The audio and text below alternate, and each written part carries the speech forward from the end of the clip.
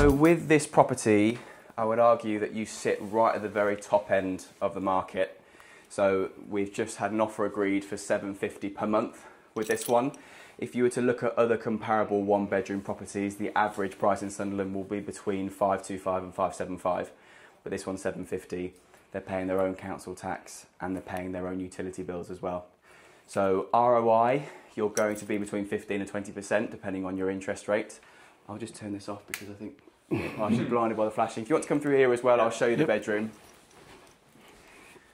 So this is ideally aimed at tenants, for example, students who don't want to share. So I think a lot of people can be really put off by students, but you'd be amazed. There's a massive market for Middle Eastern students from Saudi Arabia, Kuwait, Qatar. They will all come here. They used to just pay 12 months up front, but with the rent reform bill, you can't pay 12 months up front anymore. You have to pay on a monthly basis, but a lot of them will have the money waiting, will move into their own property. It's been paid for by their parents straight away. So you've got people like that. Funny enough, the people who have taken this, it's one guy with his 1.5-year-old daughter who stays on weekends. So it's absolutely fine for them. Your bathroom's through there as well. And with the fact that you've got allocated parking out the back, you've got your own bin store, it's completely secure, the complex, you have to have a combination to get in. It's probably, I would say it's the really top end of what you can be getting in Sunderland. And with leasehold, so we paid 75 for this. It's been valued today at 92.5 and it's been owned by the current people for 3 years. That's probably one where I would say the margin is not quite as great as we would want it to be. I think ideally we would have bought this at maybe 60, 65, but the owners, this was their first buy-to-let, and they would probably argue that they slightly overpaid. But look, it's their first buy-to-let, they love the property. Capital appreciation-wise, over time, we would expect this property like this to really appreciate more than other comparable properties in the area that don't quite have the appeal to tenants. So, have you got any questions for me as well? What's the cash flowing then? Cash flow, you'd be looking at between £400 to £450 per month. So, because you're non-UK residents for tax purposes, aren't you? So, what would your ROI? So, what would your interest rate be that you'd be looking at for a mortgage? Right now, 6.5, I guess. Okay, that's not bad. I would say you're probably going to be looking kind of 325 to 350 in your circumstances for a property like this. And yeah, I think your ROI will go up over time, because rents are not showing any signs of decreasing at the moment. The demand for properties like this is really great. I don't know if you've had a look at the university statistics in terms of the amount of people actually coming for university. The amount of people we used to have from China and Japan was massive, whereas because of Trump's tariffs, they've all dropped off this year.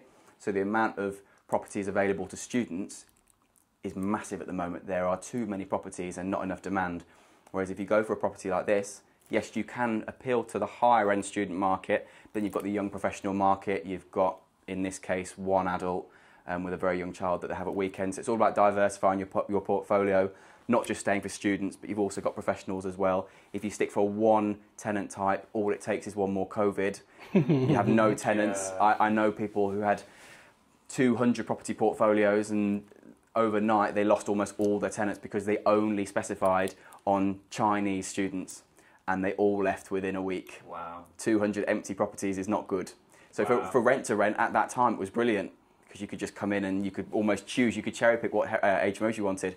Whereas now they've all come back, and I think rent to rent might go up again because of the student types and the fact we've got less students this year. But it'll be interesting to see. There's opportunities wherever you look. Did you do any works to this when you took it on? So it was furnished by me 3 years ago. They've added a couple of things in. I had a much nicer desk than this when I took over, but they've replaced it for some reason with this one, and then they've got an old desk in there, which to be honest we probably should remove. The furniture in there has also been put in by us.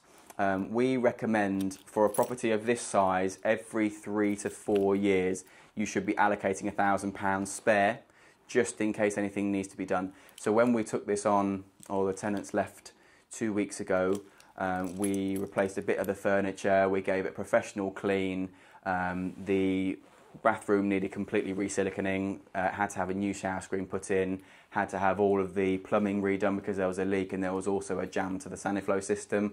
That's all been sorted.